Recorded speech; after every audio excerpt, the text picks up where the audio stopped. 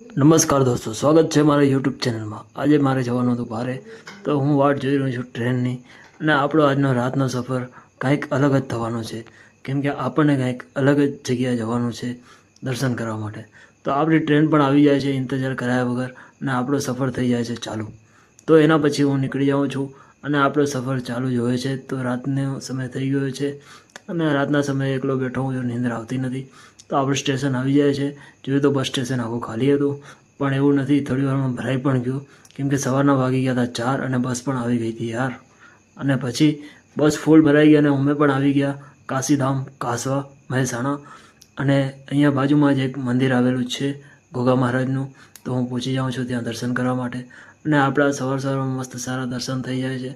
અને અહીં એક ગામના અંદર આવતા જ મંદિર આવેલું છે ગોગા મહારાજનું, ત્યાં તેમને વિસામો લીધો હતો।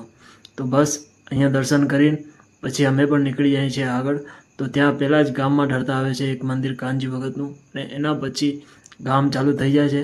અને અમે પણ 1-2 કિલોમીટર હાલીને પહોંચી જઈએ છીએ। અને હાલીને દર્શન કરવા જઈએ તો અલગ જ અહેસાસ થાય। તો આપણે ગોગા મહારાજના મંદિર આવી જઈએ છીએ। મળીએ નેક્સ્ટ બીજા બ્લોગમાં।